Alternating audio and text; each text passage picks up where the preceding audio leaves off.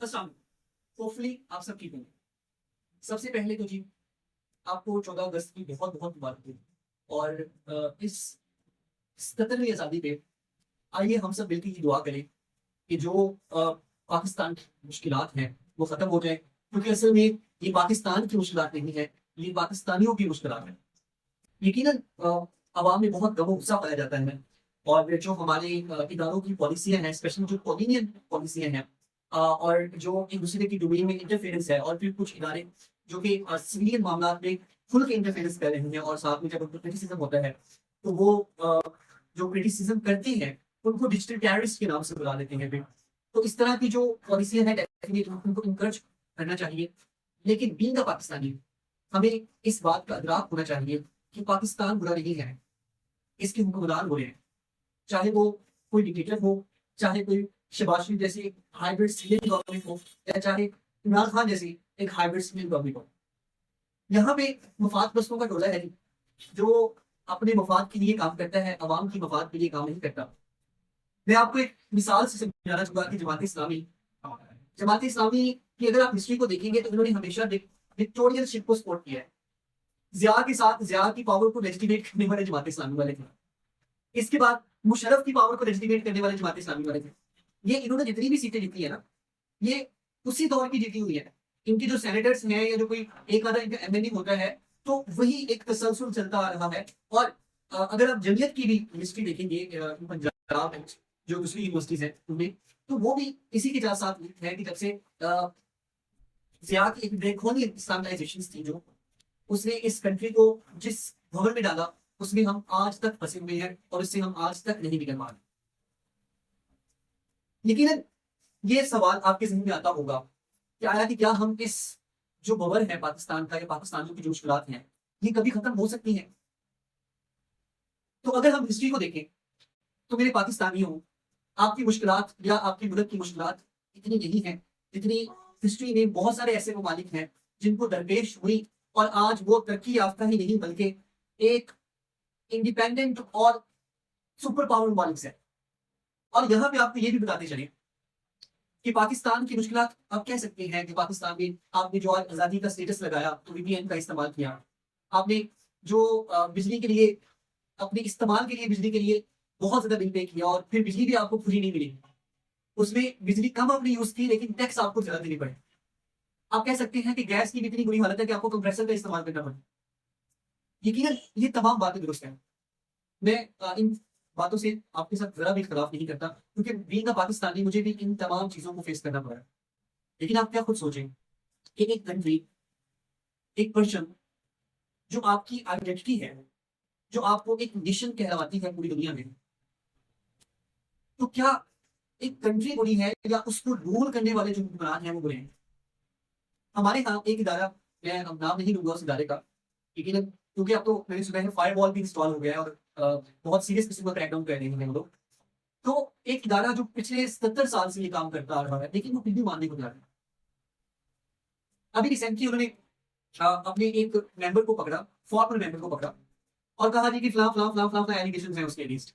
और हमारी जो अकाउंटेबिलिटी है, इनर अकाउंटेबिलिटी है, जो उनको इदारा करता है कि हमारी इनर अकाउंटेबिलिटी है, वो इस कदर स्ट्रॉन्ग है कि कोई भी इससे बच नहीं सकता। तो सवाल ये उठता है कि जब वो फॉर्मर मेंबर ये सब कुछ कर रहा था, तब वो 2 स्टार जनरल था, लेकिन उसी जनरल को प्रमोट करके 3 स्टार जनरल बनाया गया, और फिर एक इंपॉर्टेंट मेजर जो इंटेलिजेंस एजेंसी है उसका हेड मुकर्रर कर दिया गया। तो उस वक्त आपकी इनर अकाउंटेबिलिटी का सवाल उठता है ना। पाकिस्तानियों, आप कह सकते हैं कि पाकिस्तान की ओवरऑल जो कंडीशन है वो बहुत बुरी है, ठीक है। इकोनॉमी का मसला है, इसके अलावा गवादर में, बलोचिस्तान में एक सोशल अनरेस्ट है, केपीके में एक सोशल अनरेस्ट है, टेररिज्म है, एक्सट्रीमिज्म है, या यहाँ पे टीएलपी के जो गली गली में स्पॉटर्स हैं वो चलते फिरते बॉम्ब है जो किसी भी टाइम पड़ सकते हैं। एक इस तरह का मुआशरा हमने क्रिएट कर दिया है कि आपने अगर किसी को कत्ल करना हो तो जस्ट उसके अगेंस्ट ब्लास्फेमी का इल्जाम लगाओ, लोग खुद ब खुद पकड़ के उसको कत्ल कर देंगे, आपको कत्ल करने की जरूरत ही नहीं पड़ेगी। क्योंकि पाकिस्तान 24 टाइम्स यानी 24 टाइम्स जो कि आईएमएफ के पास जा चुका है, लेकिन अभी तक सस्टेनेबल जो डेवलपमेंट है वो नहीं कर सकता। अपनी इकोनॉमी को सस्टेन नहीं करके अपने पाँव के ऊपर खड़े नहीं कर पाता। तो तकरीबन 40 मिलियन पाकिस्तानी ऐसे हैं जिनके पास बिजली ही नहीं है, लेकिन फिर भी वो जश्न मनाते हैं क्योंकि आज़ादी बहुत इंपॉर्टेंट।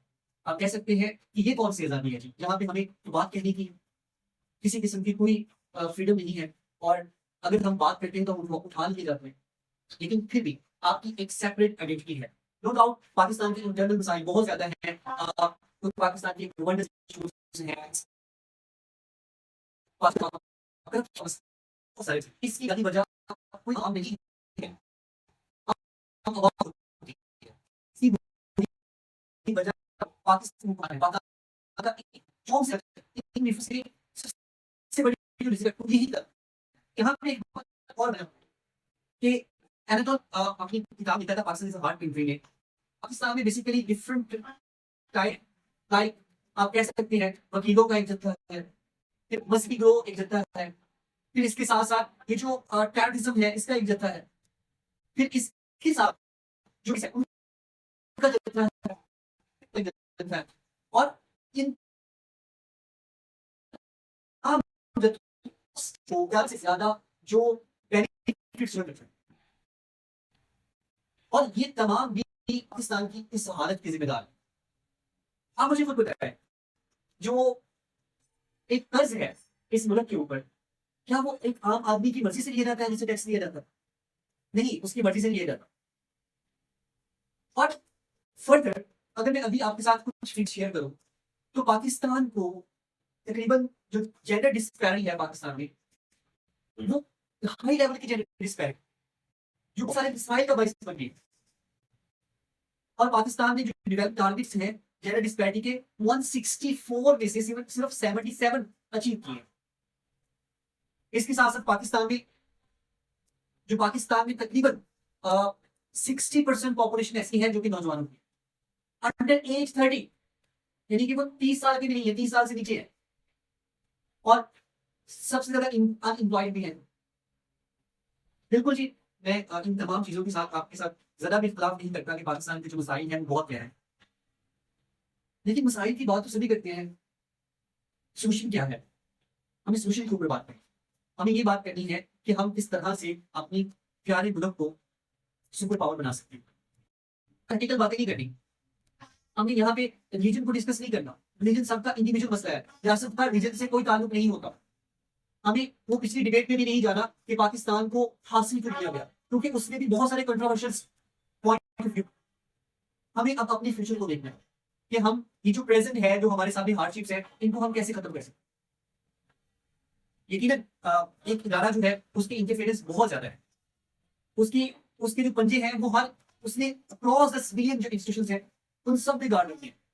आप सिविलियन इंस्टीट्यूशंस के हेड्स के नाम निकाल के देख लें गूगल के ऊपर, तो आपको उस इदारे की इंटरफेरेंस का अंदाजा हो जाएगा और उस इदारे की पावर का अंदाजा भी हो जाएगा। इसके साथ जो अपॉर्चुनिस्ट हैं, पॉलिटिशियंस हैं, इमरान खान साहब जैसे जो पॉलिटिशियंस हैं, इसके अलावा पीपल पार्टी जैसे जो पॉलिटिशियंस हैं, इसके अलावा पीएमएल, ये सारी की सारी इलीट की पार्टीज हैं। अब आप खुद सोचें, इनकी शुगर मिल्स हैं, इनकी फ्लोर मिल्स हैं, इवन यहां तक कि ये जो आईपीपीस की आप बात सुनते हैं, जो इंडिपेंडेंट पावर प्रोड्यूसर्स हैं, वो भी इन्हीं की हैं। तो वो आप मुझे खुद बताएं कि ये रिफॉर्म्स क्यों करें, व्हाई? सो मैं यहाँ पे जी 14 अगस्त के मौके के ऊपर आपको डिस्कस करने के लिए नहीं आया।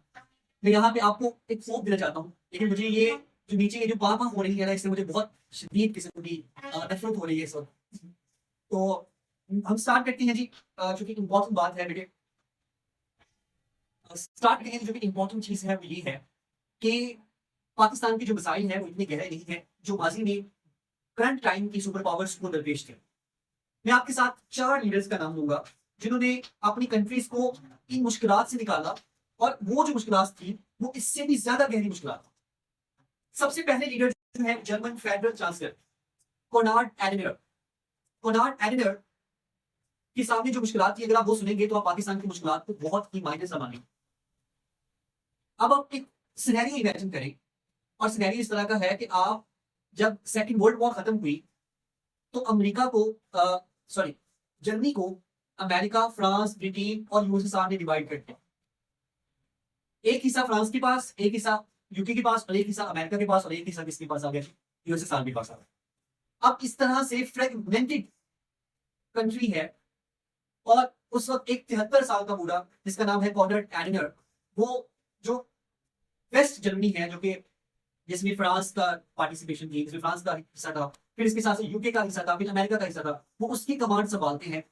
और अब देखिए, उनके लिए चैलेंज सिर्फ ये नहीं था कि जो इकोनॉमिक कंडीशन थी उसको बहाल करना था, क्योंकि वर्ल्ड वॉर 2 के बाद जो अलाइज थी, जो विनिंग अलाइज थी, उन्होंने ये डिक्लेयर किया था कि जर्मनी अपनी फौज नहीं रख सकता। आपने ये भी सुना होगा कि जर्मनी की जो करेंसी थी वो इतनी डीवैल्यू हो चुकी थी कि अगर एक ब्रेड लेना होता था तो उसके लिए भी उनको एक पूरी की पूरी रेडी लेके जानी पड़ती थी पैसों की, फिर ब्रेड मिलता था। और फिर इसके साथ साथ जो इन पावर्स ने उनके ऊपर जुर्माना आयद किया था वो एक सेपरेट चीज थी। एक फ्रेगमेंटेड कंट्री, नेशन का जो मोराल था वो सारा का सारा डाउन था। तो आप खुद सोचिए, ऐसी कंट्री को जो उनके चांसलर हैं वो एक ऐसे रास्ते के ऊपर लेके चले गए कि आज वो दुनिया की 5वीं बड़ी मैशत है, 5th बड़ी मैशत है जर्मनी। और आखिर ये कैसे पॉसिबल हुआ? उन्होंने हिटलर की लेगेसी को कैसे खत्म किया, जो कि बहुत स्ट्रॉन्ग लेगेसी थी। उस वक्त भी एक ऐसा तबका था जर्मनी में जो चाहता था कि हम बदले लें, हम वेस्टर्न पावर से बदले लें, हम अमेरिका से बदला लें, हम यूएसएसआर से बदला लें। लेकिन जो उनके चांसलर थे एडवर्ड, उन्होंने इस बात को तर्क किया और उन्होंने दोस्ती का हाथ बढ़ाया। उन्होंने वेस्टर्न पावर्स को ये बात पावर करवाई, रियलाइज करवाई कि हम भी वेस्टर्न नहीं है, हम भी आप में से ही है। उन्होंने कहा कि मैं जर्मन बाद में पहले यूरोप में हूं। और फिर यही जो उनकी पॉलिसी थी, जो प्रेगमेटिक पॉलिसी थी, जिसमें किसी किस्म की पॉपुलिस्ट डिसीजन नहीं लिए गए, जो प्रेगमेटिक पॉलिसीज थी, उन्होंने आहिस्ता आहिस्ता छोटे छोटे माइलस्टोन्स को अचीव करते करते उन्होंने आज जर्मनी की 5th इकोनॉमी बना दी। उन्होंने जर्मनी को उस रास्ते के ऊपर कामजन किया कि जब वॉल ऑफ बर्लिन भी दुनिया ने देखी। उन्होंने जर्मनी को उस रास्ते के ऊपर कामजन किया कि जहां पे दुनिया की बेहतरीन यूनिवर्सिटीज हैं, जहां पे दुनिया के बेहतरीन माइंड्स हैं, और यहाँ के लोग वहां पढ़ने के लिए जाते हैं। फिर यहाँ पे मैं एक और लीडर की बात करना चाहूंगा, American leader Abraham Lincoln. Abraham Lincoln के सामने जो चैलेंजेस थे वो इससे भी ज्यादा गहरे थे। और वो कौन कौन से चैलेंजेस थे कि आप खुद सोचें कि जब अब्राहम लिंकन प्रेसिडेंट बनते हैं तो उनका जो स्टेट थी, या उनकी जो अमेरिका था, यूएसए जो था, वो अलग हो चुका था, यानी कि वो 2 हिस्सों में तकसीम हो चुका था। और जो साउथर्न अमेरिकन स्टेट्स थी, जहां पे वो लोग चाहते थे कि स्लेवरी को कायम किया, स्लेवरी को कायम रखा, क्योंकि वहां पे सबसे ज्यादा एग्रीकल्चर इकोनॉमी थी, जिसकी वजह से वो स्लेवरी को चाहते थे। लेकिन अब्राहम लिंकन उन तमाम लोगों के खिलाफ खड़े हुए। उन्होंने ना सिर्फ अपने मुल्क को जोड़ा बल्कि खुद को भी रिफॉर्म किया। और रिफॉर्म करते करते आज अमेरिका जो है वो पूरी दुनिया को रोक रहा है। जब आप कहते हैं ना यूनाइटेड स्टेट ऑफ अमेरिका, तो अगर अब्राहम लिंकन वो एफर्ट नहीं करते, वो कंट्रीब्यूशन नहीं डालते, अपनी लीडरशिप की क्वालिटीज को शो नहीं करते, तो आप सोच सकते हैं कि क्या आज यूएसए इतनी बड़ी पावर होता। सो मेरे पाकिस्तानियों, हमारे जो मसाइल हैं वो इतने गहरे नहीं है जितने इन कंट्रीज को दरपेश है। आपको पता है कि यूएसए इकोनॉमिक लिहाज में भी, इसके अलावा मिलिट्री लिहाज में भी, पॉलिटिक्स लिहाज में भी दुनिया को रूल कर रहा है, दुनिया को ट्रैक करता है। लेकिन आप खुद सोचिए कि अगर उस वक्त जो साउथर्न स्टेट थी, जिन्होंने अपनी आइन बना लिया था, जिन्होंने अपना प्रेसिडेंट डिक्लेयर कर दिया था, अगर वो ना भी दोबारा से, तो क्या आज इतना पावरफुल होता? इब्राहिम लिंकन ने यहां तक कि मिलिट्री की कमांड अपने हाथ में संभाल ली, और उनके जो ऑपोजिशन में लोग थे उनको भी उन्होंने अपने साथ मिला लिया था। फिर फर्दर जब 1964 में दोबारा से वो इलेक्ट होते हैं, और उस वक्त 1964 में ही जो जिन स्टेट्स ने बगावत की थी, या जो स्टेट्स अलग हुई थी, उनको दोबारा से शामिल कर लिया गया और दोबारा से यूनाइटेड स्टेट ऑफ अमेरिका बन गया। तो आप सोच सकते हैं इस चीज को कि उनकी दोबारा से इलेक्ट होने के बाद स्पीच क्या थी। उनकी स्पीच ये थी कि मैं तमाम लोगों को माफ करता हूँ। उनकी स्पीच ये थी कि आप जो सपोर्टर्स हैं, जो स्लेवरी को कायम रखना चाहते थे, उनके जो सपोर्टर्स हैं, मैं उनको माफ भी करता हूं और उनको ये इजाजत भी देता हूं कि वो अगर अपने लीडर्स के मुझे बनाना चाहे तो वो बना सकते हैं। अभी आपको पता है रिसेंटली एक मुहिम चली थी जिसमें कहा गया था कि ये जो व्हाइट सुप्रीमेसी है उनकी उसके तमाम निशानात को खत्म किया जाए, इसलिए आजकल वो पुतले जो है वो हटा दिए गए हैं, जिसमें हटा दिए गए। लेकिन आप सोच सकते हैं कि ये कितने गहरे चैलेंजेस थे इन कंट्रीज को, जो आज पूरी दुनिया को रोक रहे हैं। इसे लीडर है, वो है सिंगापुर के प्राइम मिनिस्टर ली जोंग फ्यू। ली कुंचो जो थे, आपको पता है जब उन्होंने सिंगापुर गवर्नमेंट संभाली थी, तो सिंगापुर के हालात क्या थे? सिंगापुर को मलेरिया का घर कहा जाता था, सिंगापुर को डेंजर जोन कहा जाता था, सिंगापुर में ड्रग्स आम थी, सिंगापुर में जो एथनिक वायलेंस था वो आम था, इसके साथ साथ सिंगापुर में जो सेक्टेरियन वायलेंस था वो भी आम था। फिर जो रिलीजियस कॉन्फ्लिक्ट्स थे वो टेंशन भी बहुत राइज थी, और सिंगापुर की इकोनॉमी बिल्कुल खत्म हो चुकी थी, और ना तो सिंगापुर के पास कोई नेचुरल रिसोर्सेज थे, ना ही कोई आला माइंड थे सिंगापुर के साथ। और सिंगापुर का रकबा भी इतना छोटा है कि अगर आप सिंगापुर जैसे 4 जो मुल्क हैं वो लाहौर के अंदर आप समा सकते हैं। और उस वक्त सिंगापुर की जो आबादी थी वो तकरीबन 18 लाख के करीब सिंगापुर की आबादी, जो कि उसके रकबे के लिहाज से पॉपुलस एरिया था, सबसे populace area in the world. फिर उसके साथ साथ उसकी नेशनल सिक्योरिटी को जो चैलेंजेस थे वो भी बहुत रुझ पे थे, क्योंकि वो इतनी छोटी कंट्री थी कि उसके ऊपर कोई भी किसी भी वक्त हमला करके उसको कंटिन्यू कर सकता था। और इसीलिए सिंगापुर स्टार्ट में मलेशिया जो फेडरल है उसको ज्वाइन कर ले, लेकिन फिर 2 साल बाद मलेशिया फेडरल खुद ब खुद ही सिंगापुर को निकाल देती, और अब फिर दोबारा से नेशनल सिक्योरिटी का मसला बन जाता है। तो प्राइम मिनिस्टर ली कुन चू कहां पे जाते हैं? अमेरिका के पास जाते हैं, और अमेरिका उस टाइम वियतनाम में था। वो अमेरिका को ये बात वापस करवाने में कामयाब हो जाते हैं कि अगर अमेरिका उनको सिक्योरिटी प्रोवाइड करेगा तो वो डेफिनेटली अमेरिका को अच्छे माइंड देंगे, अच्छे लोग देंगे, जबकि उनके पास अच्छे लोग नहीं थे, अच्छे माइंड भी नहीं थे। लेकिन उन्होंने ये सब कुछ बनाया। उन्होंने ये सब कुछ कैसे बनाया? लीडरशिप से, अपनी लीडरशिप क्वालिटी से बनाया। नो डाउट उन्होंने ये सब कुछ एक डिक्टेटर की तरह ये सब कुछ किया और हर चीज के ऊपर कंट्रोल रखा, लेकिन मुल्क को एक प्रैग्मेटिक वे में लेके चले।